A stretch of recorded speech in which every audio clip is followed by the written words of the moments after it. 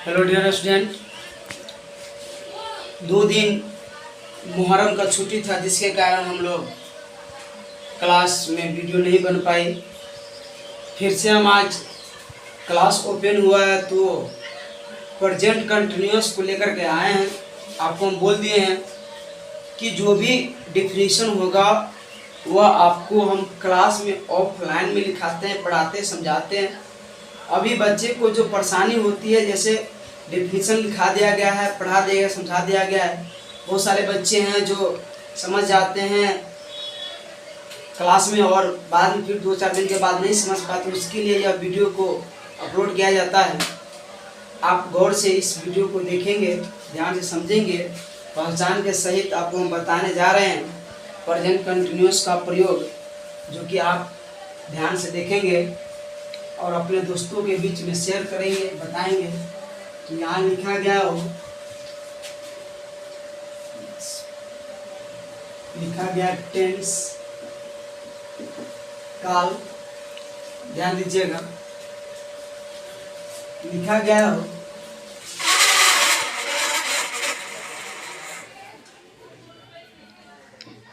Present continuous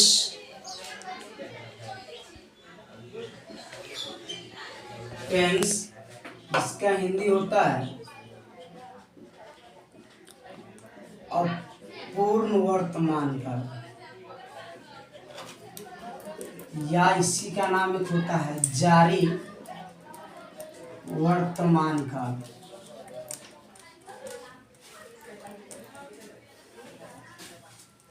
तो सबसे पहली बात कि हम इसका पहचान जान लें। प्रेजेंट कंटिन्यूअस की पहचान हम जान लें। कंटिन्यूअस टेंस का हम पहचान जानेंगे। आइडेंटिटी पहचान जानेंगे। सबसे पहली बात, जिस हिंदी वाक्य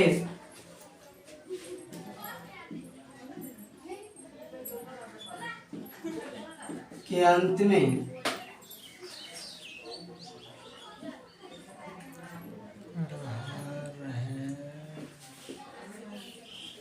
रहा है,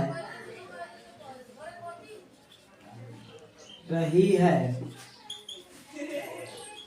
रहे हो,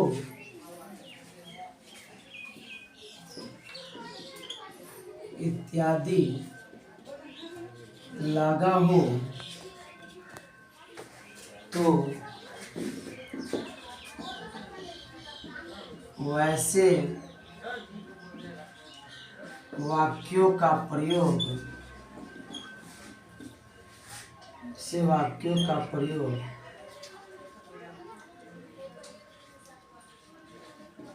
प्रेजेंट कंटिन्यूअस टेंस में करेंगे। ध्यान दीजिए। इसके बाद हम लोग जब यह पहचान आपको दिखाई दे कि रहा है, रही है, रहे हो, रहा हूँ, रही हूँ, लेकिन यह नियम इसी में आगे चलकर कुछ ऐसे वाक्य हैं जिसमें बदल जाता है। कुछ ऐसे शब्द हैं, वर्ड हैं, वर्ब हैं, जिसमें हम लोग आईएनजी का प्रयोग नहीं कर पाते हैं। तो वैसे सेंटेंस का प्रयोग हम लोग प्रेजेंट इंडिफिनिट में बनाते हैं, यानी सिंपल प्रेजेंट टेंस में बनाते हैं। ऐसे वर्ब जिसमें आईएनजी का प्रयोग नहीं हो, वैसे वाक्यों का प्रयोग हम लोग सिंपल प्रेजेंट टेंस में क्या करते हैं। यह हम आपको पहचान के बारे में जाना है। आगे आपको हम बताने जा रहे हैं स्ट्रक्चर के बारे में। स्ट्रक्चर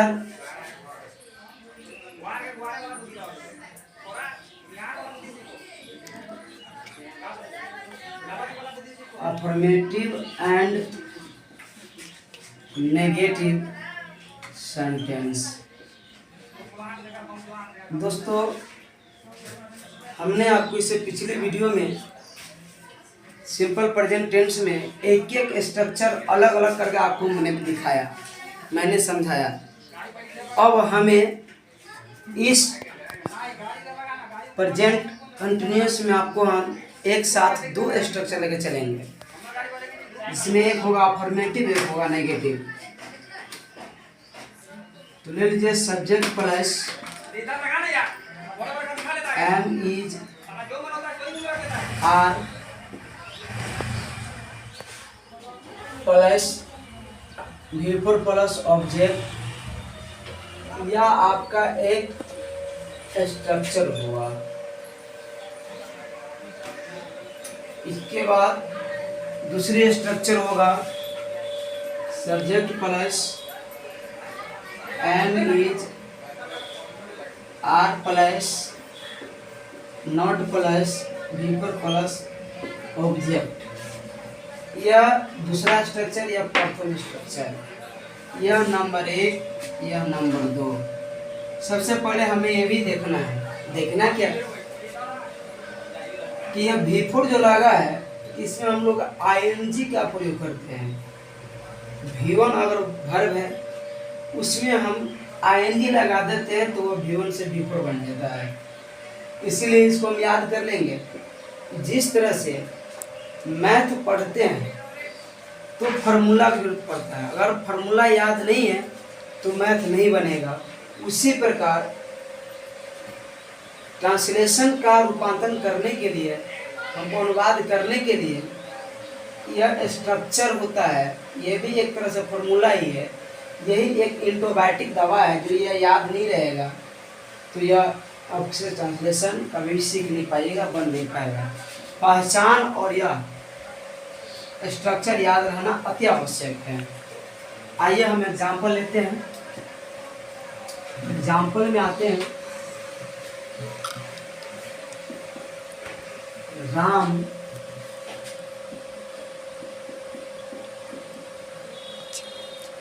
बाजार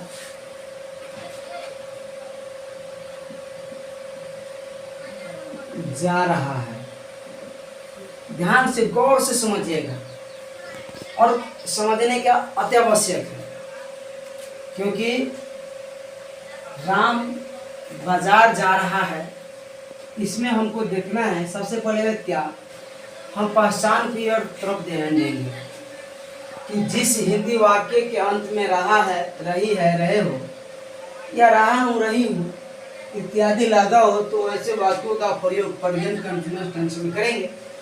यहाँ पर देखिए कि रहा है लगा हुआ, इसका मतलब क्या है, यह वर्ब हुआ। अब कहाँ जा रहा है तो बाजार, तो ऑब्जेक्ट हुआ। अब कौन जा रहा है तो हो गया सब्जेक्ट। यानी हु का मतलब होता है कौन, तो सब्जेक्ट में हु आता है। हु मीन्स कौन, यानी कौन है जो बाजार जा रहा है, तो राम जा रहा है। तो हम बनाएंगे, रूपांतर करेंगे, इसको ट्रांसलेट करेंगे, अनुवाद राम। अब यहाँ देख रहे हैं स्ट्रक्चर में सब्जेक्ट के बाद एम इज आर का प्रयोग कर रहा है। अब हम देख रहे हैं कि थर्ड पर्सन है, तो थर्ड पर्सन के साथ ना एम लगेगा ना आर लगेगा, तो हमें क्या लगाना होगा, इज लगाएंगे। हम यहाँ लिख सकते हैं राम इज, और देखिए वर्ब का V4 मांग रहा है। हम पहले बोले हैं कि ING लगाएंगे, यहाँ पर हम लिख सकते हैं गो, और ING लगा देंगे तो हो जाएगा गोइंग। तो राम इज गोइंग, और किसी स्थान पे जा रहे जगह पे, तो प्रीपोजिशन आया, इसको हम लगाया तो टू, तो इसके लिए हम गोइंग टू लिखेंगे यहाँ पे मार्केट। प्यारे बच्चों, ध्यान देंगे इस सेंटेंस पे और गौर से समझेंगे कि Ram is going to market, Ram बाजार जा रहा है। अगला एग्जाम्पल आप ध्यान दीजिएगा। मैं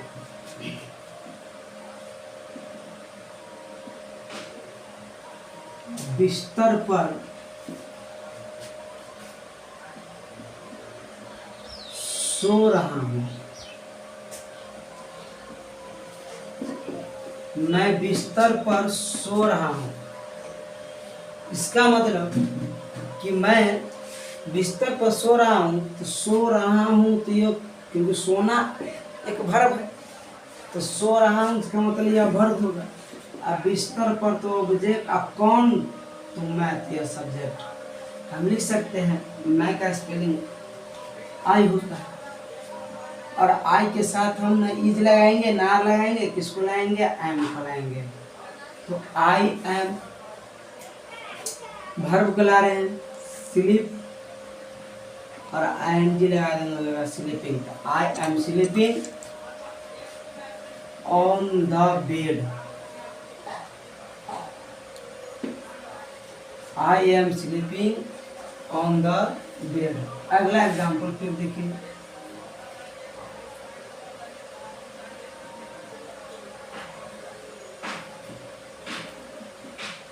सोहन और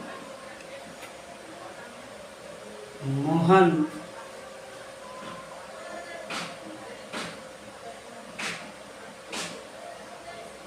रोज पढ़ने जा रहा है, जा रहे हैं। सोहन और मोहन रोज पढ़ने जा रहे हैं। अब देखिए यहाँ पे, यह जाना भी वर्ब, यह पढ़ना भी वर्ब, यह मोहन और सोहन कौन हो जाएगा, सब्जेक्ट। हम बनाएंगे इसको, तो लिखेंगे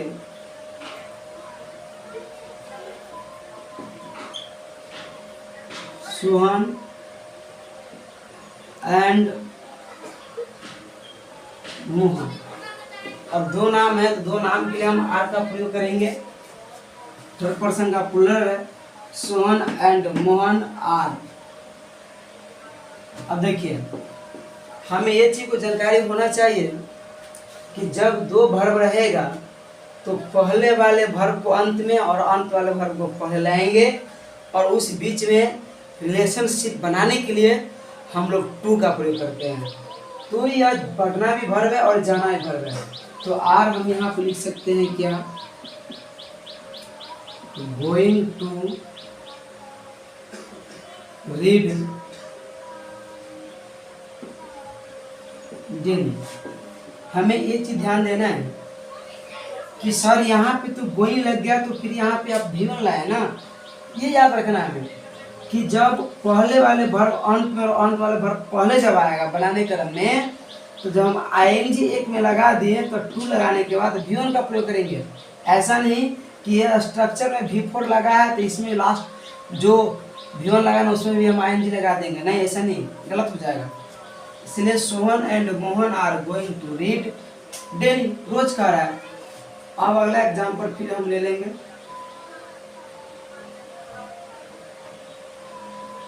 हम लोग इस गांव में नहीं रहते हैं। हम लोग इस गांव में नहीं रहते हैं, तो नहीं रह, सॉरी नहीं, क्योंकि हम लोग कंटिन्यू से पढ़ रहे हैं, नहीं रह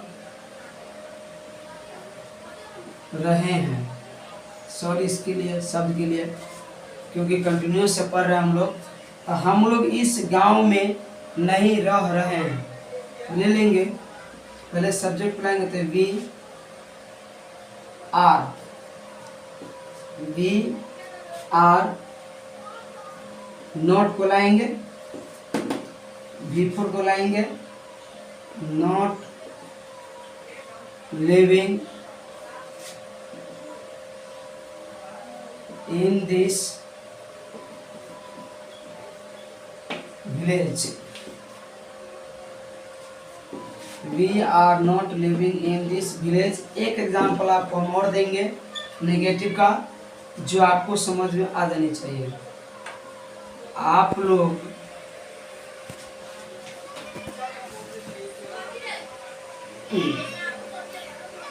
आप लोग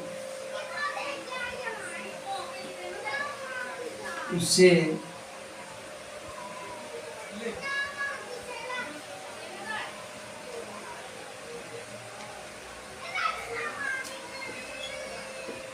नहीं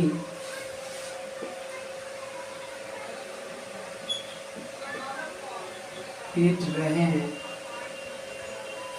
आप लोग उससे नहीं पीट रहे हैं, तो हमें ध्यान देना है। आप लोग सब्जेक्ट, पीटना वर्ब और उसे तो ऑब्जेक्ट, तो ले लेंगे पहले यू आर नॉट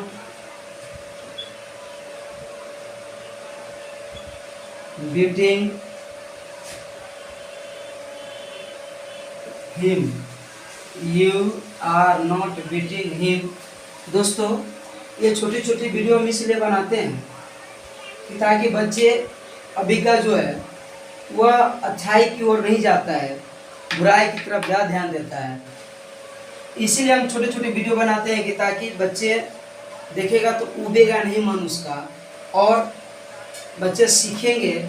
और इसी ढंग से पढ़ाई होती है कि थोड़ा सा बच्चे को मन लगे। थोड़ा थोड़ा छोटी छोटी वीडियो हम इसीलिए बनाते हैं, नहीं तो एक दिन में तो समझिए कि प्रेजेंट कंडीशन हम ख़त्म कर सकते हैं। लेकिन हम सोचते हैं क्या कि बच्चे थोड़ा पढ़ता भी है, थोड़ा अभी का खेलता कूदता भी है, अभी का बच्चे में दूसरे मानसिकता है। इसीलिए मैं चाहता हूँ कि छोटे छोटे वीडियो बनाएंगे, बच्चा उबेगा नहीं, जानकारी भी हो जाएगी, पढ़ेगी अच्छी ढंग से, और अपने जानकारी अपने अंदर रखें, नॉलेज को अर्पित करें और दूसरों को भी शेयर करें, बताएं।